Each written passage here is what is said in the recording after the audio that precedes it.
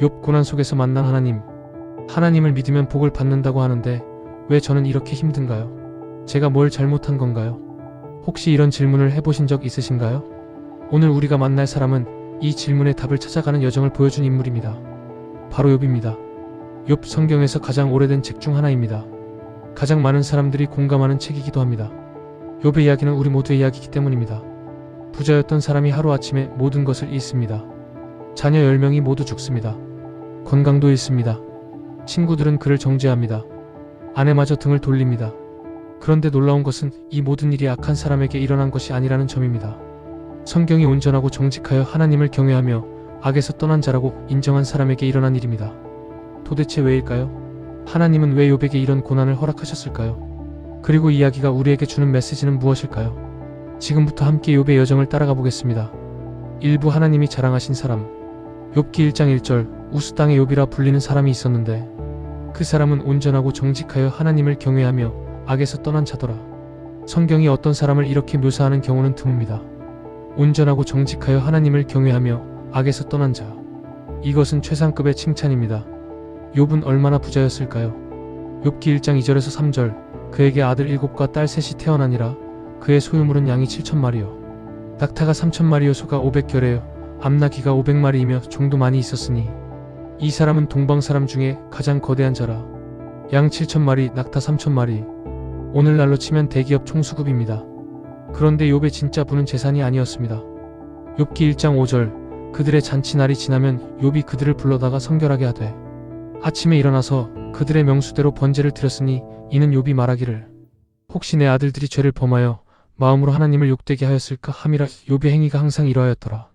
욥은 자녀들을 위해 날마다 기도하고 제사를 드렸습니다.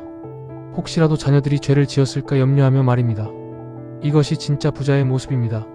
그런데 어느 날 하늘에서 놀라운 일이 일어납니다. 욥기 1장 6절에서 8절 하루는 하나님의 아들들이 와서 여호와 앞에 섰고 사탄도 그들 가운데에 온지라. 여호와께서 사탄에게 이르시되 내가 어디서 왔느냐.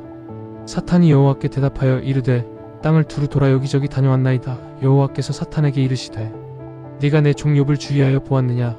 그와 같이 온전하고 정직하여 하나님을 경외하며 악에서 떠난 자는 세상에 없느니라. 하나님께서 사탄에게 욥을 자랑하십니다. 네가 내 종 욥을 보았느냐. 그와 같은 사람은 세상에 없다. 이것은 엄청난 신뢰입니다. 하나님께서 인간을 사탄 앞에서 자랑하시는 것입니다. 그런데 사탄이 무엇이라고 대답합니까? 욥기 1장 9절에서 11절 사탄이 여호와께 대답하여 이르되 욥이 어찌 까닭없이 하나님을 경외하리이까. 주께서 그와 그의 집과 그의 모든 소유물을 울타리로 두르심 때문이 아니니까.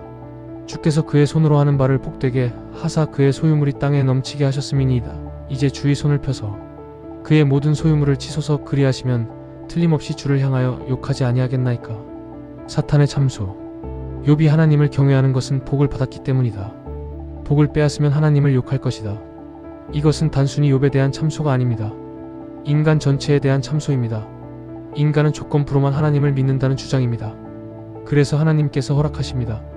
욥기 1장 12절 여호와께서 사탄에게 이르시되 내가 그의 소유물을 다 내 손에 맡기노라. 다만 그의 몸에는 내 손을 대지 말지니라. 사탄이 곧 여호와 앞에서 물러가니라.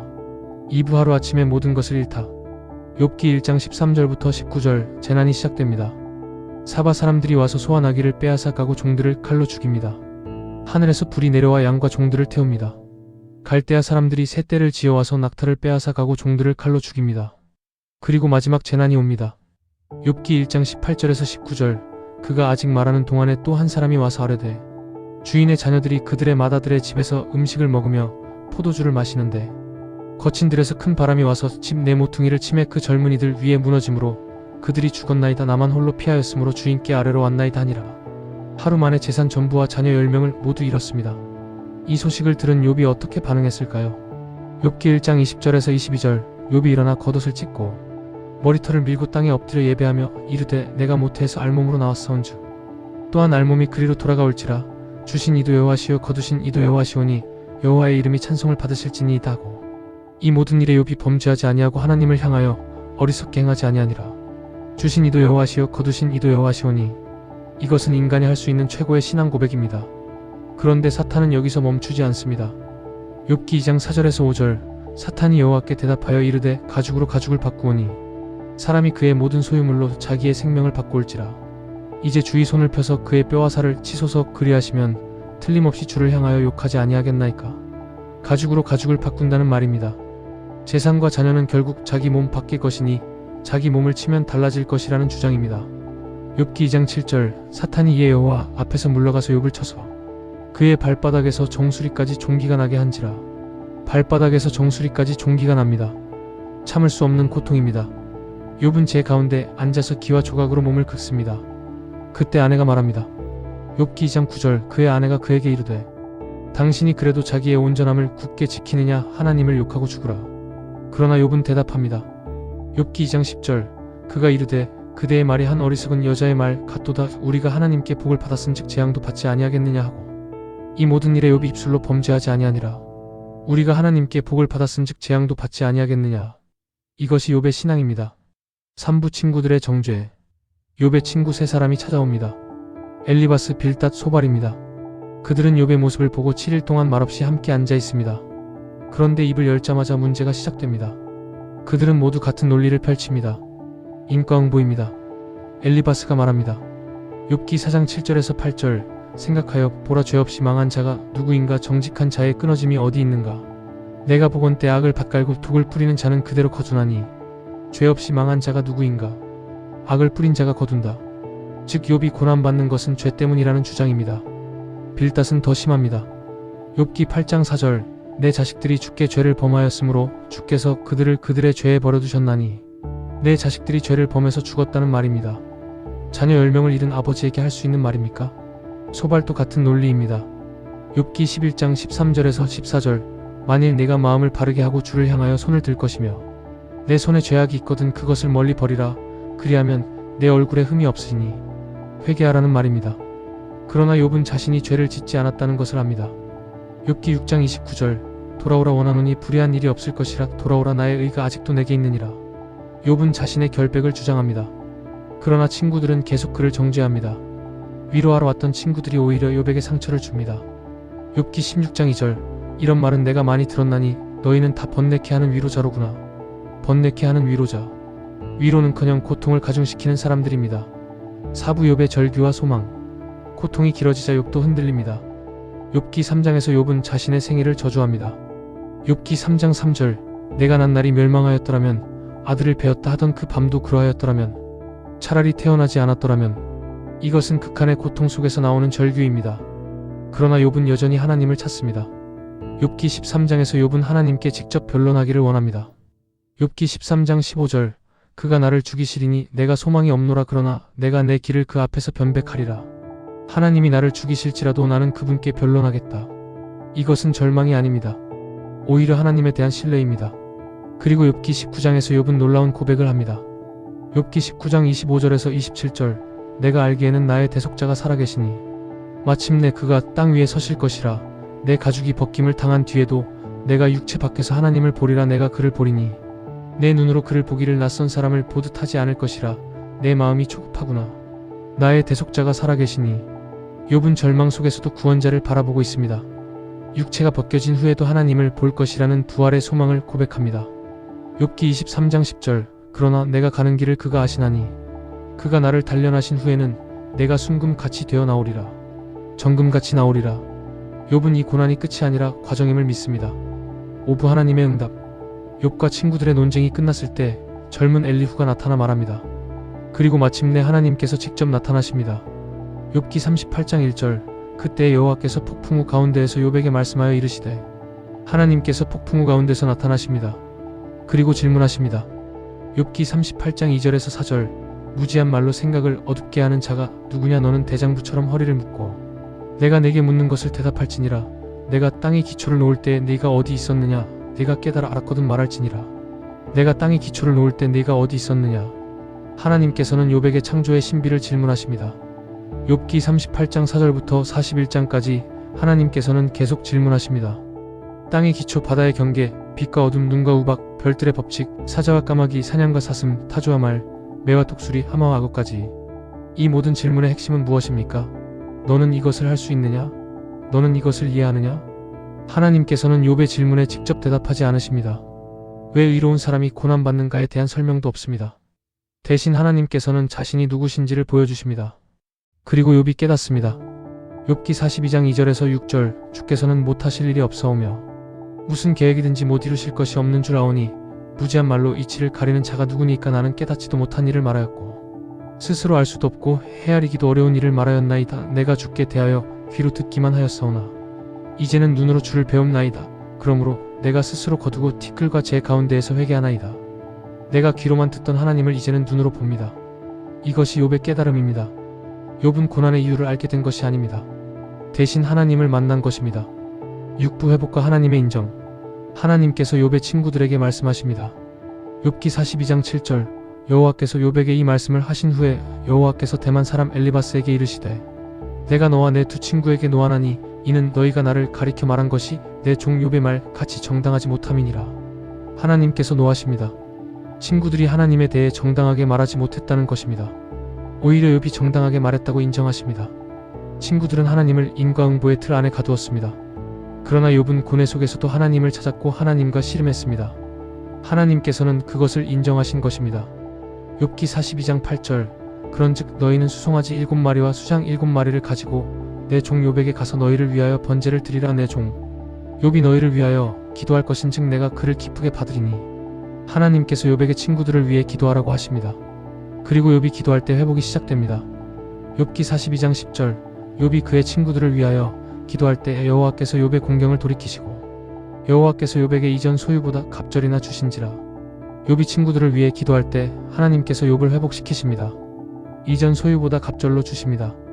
욥기 42장 12절에서 13절 여호와께서 욥의 말년에 욥에게 처음보다 더 복을 주시니 그가 양만 4,000마리와 낙타 6,000마리와 소 1,000결회와 암나귀 1,000마리를 두었고 또 아들 7과 딸 셋을 두었으며 양이 7,000에서 14,000으로 낙타가 3,000에서 6,000으로 소와 나귀도 갑절이 됩니다. 그리고 다시 아들 7과 딸 셋을 주십니다. 욥기 42장 16절에서 17절 그 후에 욥이 140년을 살며 아들과 손자 4대를 보았고 욥이 늙고 나이가 차서 죽었더라. 욥은 140년을 더 살며 4대를 봅니다. 그리고 나이가 차서 죽습니다. 7부 하나님의 관점에서 본 욥. 그렇다면 하나님께서는 욥을 어떻게 보셨을까요? 첫째, 하나님께서는 욥을 자랑스러워하셨습니다. 욥기 1장 8절에서 하나님께서 사탄에게 욥을 자랑하셨던 것을 기억하십니까? 그와 같은 사람은 세상에 없다고 말씀하셨습니다. 둘째, 하나님께서는 욥을 의인의 대표로 인정하셨습니다. 에스겔 14장 14절 비록 노아, 다니엘, 욥 이 세 사람이 거기에 있을지라도 그들은 자기의 공의로 자기의 생명만 건지리라. 주 여호와의 말씀이니라. 노아, 다니엘과 함께 욥을 의인의 대표로 언급하십니다. 셋째, 하나님께서는 욥을 통해 조건 없는 신앙이 가능함을 증명하셨습니다. 사탄은 욥이 복을 받았기 때문에 하나님을 믿는다고 주장했습니다. 그러나 욥은 모든 것을 잃고도 하나님을 신뢰했습니다. 이것은 단순히 욥개인의 승리가 아닙니다. 인간이 하나님 그분 자체를 사랑할 수 있다는 증명입니다. 8부 예수님과 신약의 관점에서 본 욥. 신약 성경에서 욥은 어떻게 평가됩니까? 야고보서 5장 11절 보라 인내하는 자를 우리가 복되다 하나니 너희가 욥의 인내를 들었고 주께서 주신 결말을 보았거니와 주는 가장 자비하시고 긍휼히 여기시는 이시니라. 욥은 인내의 본보기입니다. 고난 속에서도 끝까지 하나님을 신뢰한 사람입니다. 예수님께서도 산상수훈에서 말씀하셨습니다. 마태복음 5장 10절 의를 위하여 박해를 받은 자는 복이 있나니 천국이 그들의 것임이라. 욥은 이유 없는 고난을 견뎌냈습니다. 이것은 십자가 고난을 통해 영광에 이르신 예수님의 길을 예표합니다. 욥이 고백했던 대속자를 기억하십니까? 욥기 19장 25절 내가 알기에는 나의 대속자가 살아계시니 마침내 그가 땅 위에 서실 것이라. 이 대속자는 예수 그리스도를 가리킵니다. 디모데전서 2장 5절 하나님은 한 분이시요 또 하나님과 사람 사이의 중보자도 한 분이시니 곧 사람이신 그리스도 예수라. 욥이 갈망했던 중보자, 대속자는 예수님을 통해 성취되었습니다. 그리고 고난과 죄의 관계에 대해 예수님께서 분명히 말씀하셨습니다. 요한복음 9장 2절에서 3절 제자들이 물어 이르되 라피어 이 사람이 맹인으로 난 것이 누구의 죄로 인함이니까 자기니까 그의 부모니까. 예수께서 대답하시되 이 사람이나 그 부모의 죄로 인한 것이 아니라 그에게서 하나님께서 하시는 일을 나타내고자 하심이라. 욥의 친구들은 고난이 죄의 결과라고 주장했습니다. 그러나 예수님께서는 분명히 말씀하십니다. 고난이 반드시 죄 때문은 아니라는 것입니다. 오히려 하나님의 일을 나타내기 위함이라는 것입니다. 욥의 고난도 그의 죄 때문이 아니었습니다. 하나님의 주권적인 뜻과 영광을 위한 것이었습니다. 요한복음 11장 25절 예수께서 이르시되 나는 부활이요 생명이니 나를 믿는 자는 죽어도 살겠고 욥이 고백했던 부활의 소망은 예수님을 통해 확증되었습니다. 욥이 말했던 육체 밖에서 하나님을 본다는 소망, 그것은 예수님의 부활을 통해 현실이 되었습니다. 구부욥의 이야기가 우리에게 주는 교훈. 그렇다면 욥의 이야기가 오늘 우리에게 주는 메시지는 무엇일까요? 첫째, 고난은 죄의 결과가 아닐 수 있습니다. 의로운 사람도 고난받을 수 있습니다. 오히려 하나님께서 여러분을 신뢰하시기 때문일 수 있습니다. 둘째, 하나님께서는 설명보다 자신을 보여주십니다. 욥은 왜 의로운 사람이 고난받는지 알고 싶어 했습니다. 그러나 대신 하나님께서 누구신지를 보여주셨습니다. 때로 우리는 이유를 알고 싶어 합니다. 그러나 하나님께서는 이유보다 더 좋은 것을 주십니다. 바로 하나님 자신입니다. 욥은 이유를 알지 못했지만 하나님을 만났습니다. 그리고 그것으로 충분했습니다. 셋째, 하나님께서는 우리를 끝까지 책임지십니다. 욥의 이야기는 비극으로 끝나지 않습니다. 하나님께서 욥을 회복시키시고 이전보다 더 큰 복을 주십니다. 야고보서 5장 11절, 보라 인내하는 자를 우리가 복되다 하나니 너희가 욥의 인내를 들었고 주께서 주신 결말을 보았거니와 주는 가장 자비하시고 긍휼히 여기시는 이시니라. 하나님께서는 이야기를 끝까지 책임지십니다.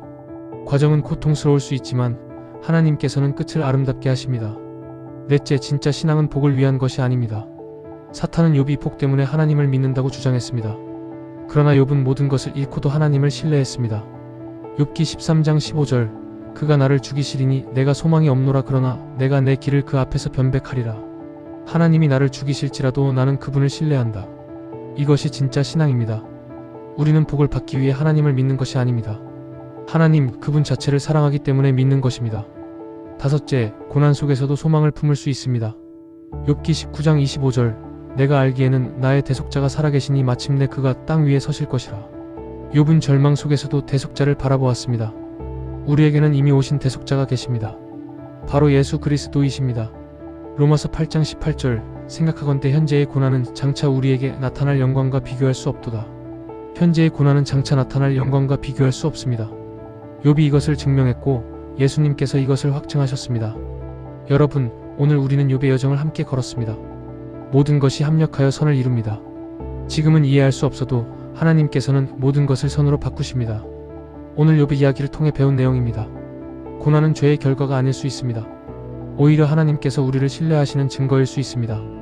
하나님께서는 설명보다 자신을 보여주십니다. 이유를 알지 못해도 하나님을 만나면 충분합니다.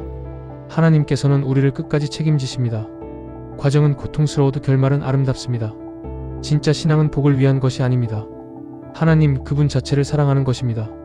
고난 속에서도 소망을 품을 수 있습니다. 우리에게는 대속자 예수 그리스도가 계시기 때문입니다. 욥기 42장 5절, 내가 주께 대하여 귀로 듣기만 하였사오나 이제는 눈으로 주를 배움나이다. 여러분도 고난 속에서 하나님을 만나시기를 기도합니다. 귀로만 듣던 하나님을 눈으로 보시기를 기도합니다. 욥처럼 인내하십시오. 욥처럼 끝까지 하나님을 신뢰하십시오. 그리고 욥처럼 회복을 경험하시기를 기도합니다. 히브리서 10장 36절, 너희에게 인내가 필요함은 너희가 하나님의 뜻을 행한 후에 약속하신 것을 받기 위함이라. 인내가 필요합니다. 하나님의 뜻을 행한 후에 약속을 받습니다.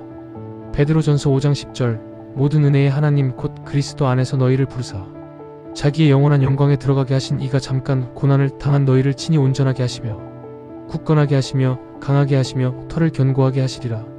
잠깐의 고난입니다. 하나님께서 친히 온전하게 하시고 굳건하게 하십니다. 오늘 영상이 도움이 되셨다면 좋아요와 구독 부탁드립니다. 그리고 고난 가운데 계신 분들을 위해 함께 기도해 주십시오. 다음 영상에서 만나겠습니다. 욥의 하나님, 우리의 하나님께서 여러분과 함께 하시기를 기도합니다.